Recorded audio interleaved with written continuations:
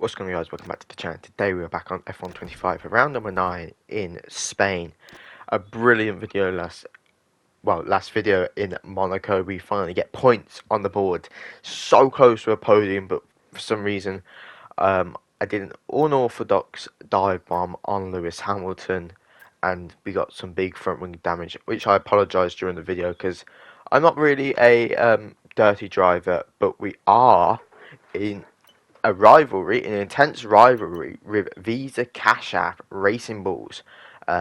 So we jumped quite a lot of people on the grid, and if you can see, the fan rating is absolutely close to number 2, and I'm very excited. Hopefully we can get in this video. We should do regardless of where we sit, as we're doing a lot of fan rating in the activity screen. But you can see top 10 on the board. We get that first for the rating, but we have a corporate facility. The board has requested a comparison presentation outlining a long-term financial suitability strategy. We need to carefully select the right team and key focus. Selfie should take charge and lead the presentation, or our head of corporate should lead the presentation. Of course, we're not even anywhere near that, so I sell it to the corporate and we get some good decision from that. But fan rating wasn't really much. Research, we can't really do much as there hasn't been long towards since Monaco. It's literally in game in a week since that, so you can't really like subsidize much upgrades. But I'm looking at anything I can do, anything that I can work on. Possibility, I want to try and save the money, but if we're struggling to produce upgrades, as you can see, so for the chassis we can do 2 upgrades, and also I want to hopefully do soon a research chassis breakthrough, because I want that tyre development or tyre degradation being cool and collective. But you can see a lot of components war for Franco's car. I mean, fair play for him to finish Monaco. But I was trying to look for that chassis breakthrough, because we do need it. We do undeniably need the chassis breakthrough, as it's a key thing, I think, to improving the whole of the thing. I mean, personally, I was trying to find it, but it's obviously not that clear. Unlock new car upgrades, and I think that was that one. So, chassis breakthrough, done and dusted. I'm going to try and slow down on these introduction videos so you can guys actually see what I'm doing, as I'm very quick for some reason. But yeah, there you go, 2 days until Spain. It's a little bit annoying as we haven't got anything really we can do, but I've done the secondary sponsor, and for next video for Canada I want to make sure I do the car again, add any more sponsor decals that we've got over the past couple of weeks in game. But you can see some of the development we've got a lot coming for Canada, which I'm very excited for. Technically, as recording this video, Canada has literally just happened. I know I'm a bit I've got a lot of backlog of videos, so the time of recording this, Canada has literally happened yesterday, and we saw a massive crash between the McLarens and Nico Hulkenberg performing like a madman, as he always is. We're driving as Franco. Let's go for qualifying. Right, guys, you might not be able to tell because the graphics are absolutely crisp, but we are on the Inters, and it is a little damp in Barcelona, but you can see already we're straight to the bottom. We've got some very good braking, a little bit too much on the sausage curve there. Does not give us any advantage really, but we're up to 6, and we've got so much less traction than all of these guys, and pushing track limits as well. But sector 1 complete. We're in 17th, now 16th. Approaching the penultimate corner, we're in 16th. We've gained some time, but a little bit wide into the penultimate corner brings us down a little bit. But pushing so hard, we've got so much battery left. over the course of this qualifying, and it's 16th for the in Barcelona, which is really good. In terms of, I don't like driving in the wet in this F1 game, as it's so realistic now. Well, not realistically, but it's so much better than F124. You actually have to control. But a great qualifying for Williams and Pierre Gasly and Esteban Ocon. Beautiful qualifying from them two. Fernando Alonso in his Aston Martin. Bad qualifying from Ferrari and Mercedes, but Kimi Antonelli's obviously got that bad rating. But let's go to the grid.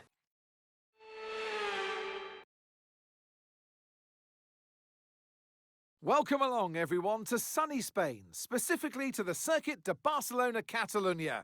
So many great moments in Formula One history have been written at this very track over the years, including Michael Schumacher's first win for Ferrari back in '96. That win was in the rain. We might have better weather here today, but we're just as overjoyed to be at the Spanish Grand Prix. It's an updated track at Catalunya, and the popular opinion in the paddock is that we never wanted the chicane in the first place.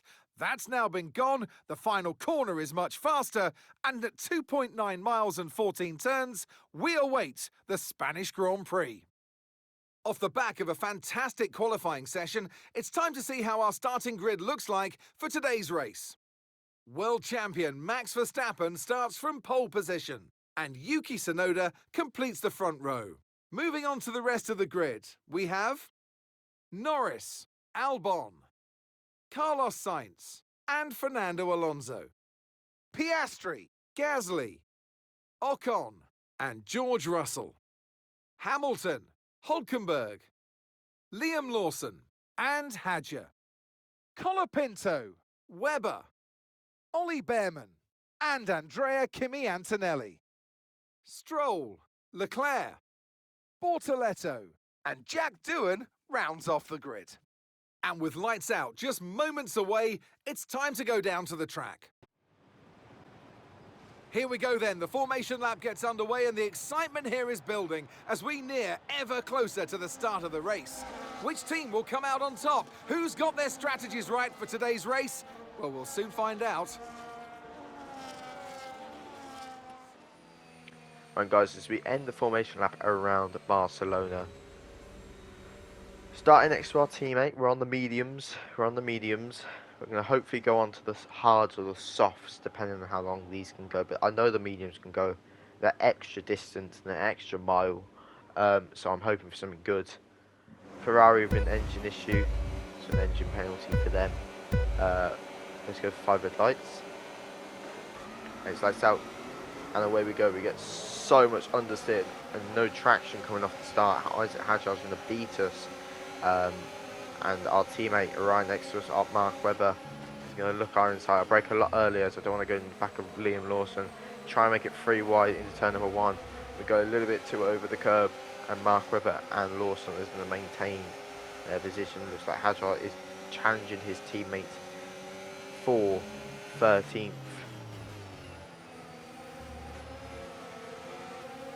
Try and maintain traction and grip on these mediums as they still need to fire up, and I'm going to give Mark a little bit more room just so he can attack and not worry about defending, because obviously it's an AI, he's going to be worrying about both, so you don't want him to lose time.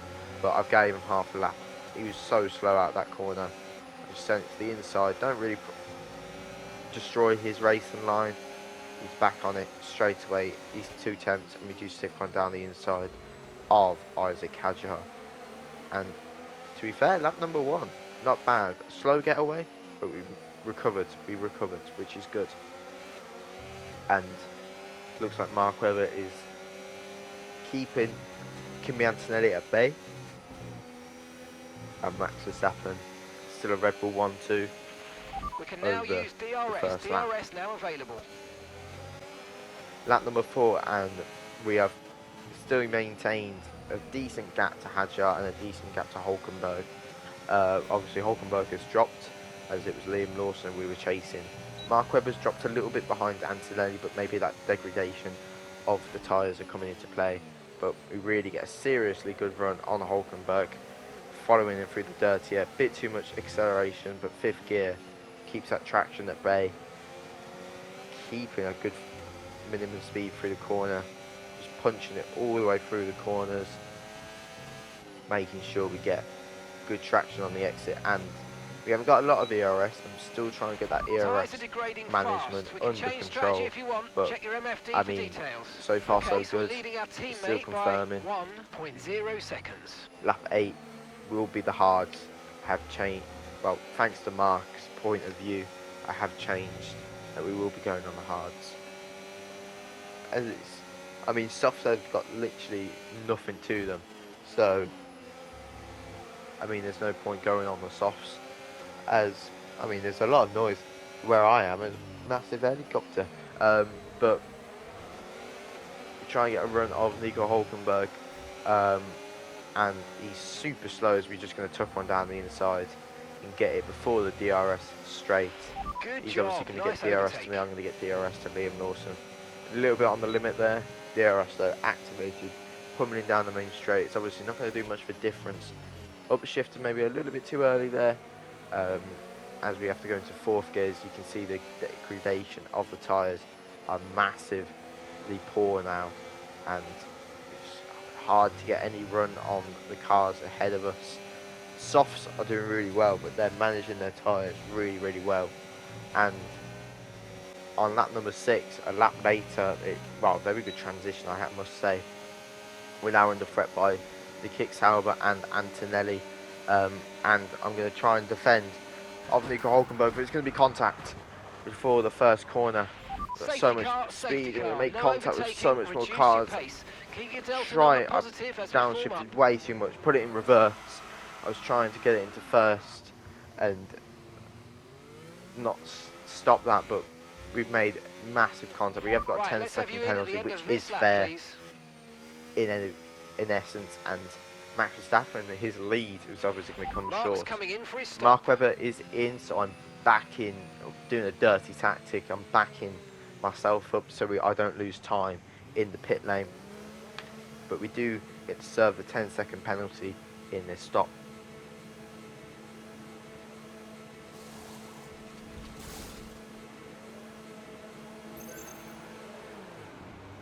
I mean, if we echo it, it's literally Canada. I saw he was so far up my inside, and I don't know if you saw that, but if you back the video up, I'm pretty sure Alex Albon came past us as a ghost. I mean, they need to fix that bug. Really need to fix that bug. I mean, a lot of people are complaining about ghosts. An 8.1 second stop, that's fair enough, to be fair. That's fair. 8 laps. To speed now. Let's get some heat into those tyres. But yeah, I don't know why we're ghosts all the time. Ghosting needs to be fixed, as it's a massive issue. But yeah, getting the traction in the car. Safety car is in this lap. We just managed to catch up to the pack. But a lot of laps left. The grid is, I mean, to be fair, the grid is really close in terms of the actual F1 teams. They are so close on this track, and because we're so underdeveloped in terms of car parts, it's super hard to keep up with these guys. But if we keep up, it's down to degradation, being on a different strategy. Okay, clear. But 7 laps left. But yeah, look at them, they've disappeared already. I might have got a ban exit, but we are going to chuck it down Nico Hulkenberg. I mean, he probably got flashbacks of a couple of laps before us. He got out of the way pretty quickly there. But as you can see, lack of traction coming through turn number 3 off the track even. Watch that rear wing, you've taken turn number some 4, slight damage. we gain a lot to do in there. Jeez, we had to brake suddenly. I was scared of going in the back of him. But the good thing about opening laps, they back each other, because obviously they have to anticipate each other's braking and everything, so which is really, really good. So if we can abuse track limits, as no I mean, issues new with F125, better track limits taking care of them. of any other F1 game. So we're going to be making a run on Jack Doohan. We'll look down the inside of Jack Doohan, and we're going to look for Oliver Bearman. I mean, he's very slow behind Hadjar. I mean, we're going to hopefully abuse that. sooner rather than later as we can climb the grid yet again. I mean, not a good race to remember, but also we're new to F1. I want to make mistakes while we're still new. I want to learn the car, Okay, make sure I can learn the defensive, how quick we can go defensive on different cars, how we can play each AI, but we are going to chuck it down Isaac Hajar. As Behrman moved up, I moved up. Behrman's probably going to be our key player today, key component in terms of following him through. But it's a good gap, too large Stroll, but trying to maintain that gap to Oliver Behrman and hopefully get past him in entire.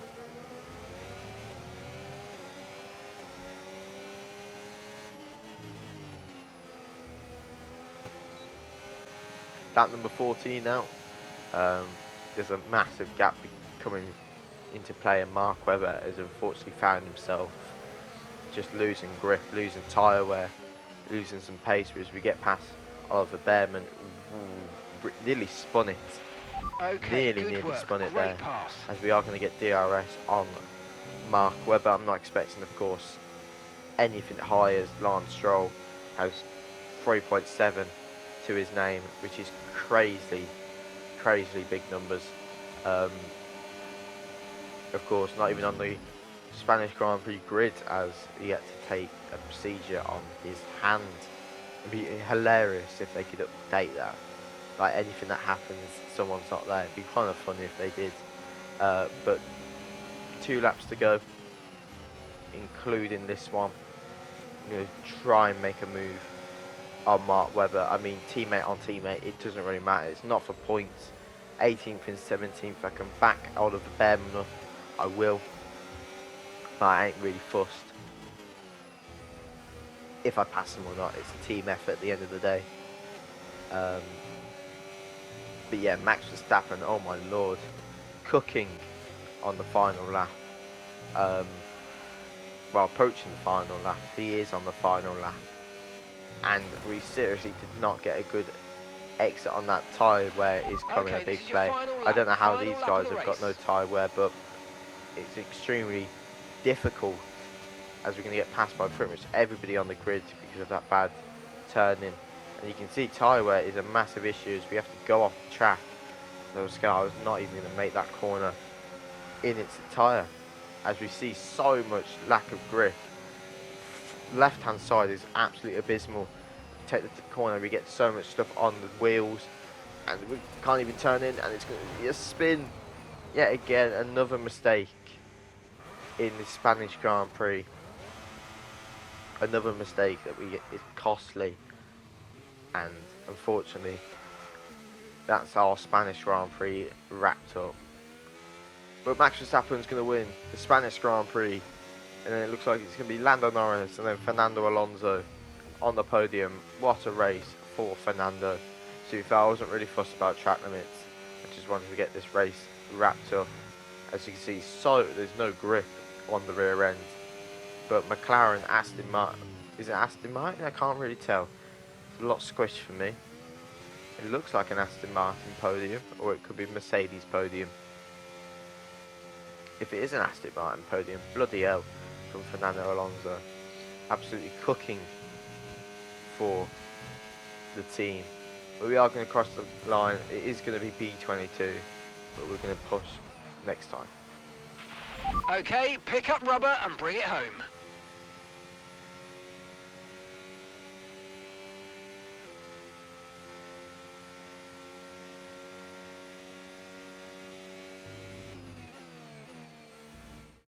And in the end, there was no Verstappen. Max Verstappen, he takes victory. There was never a moment of doubt today. You could tell that they completely had it under control, and that is a sign of greatness.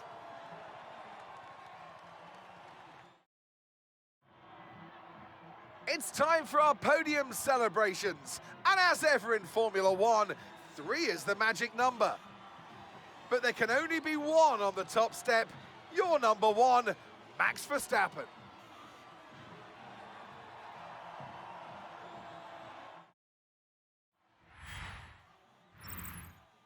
After an event like that, who knows what the sport has in store for us next time out? Be sure to join us once again as we Being continue correct to there, bring you Fernando all the Alonso picks up his excitement of podium Formula One. yet again as an had one since 2023.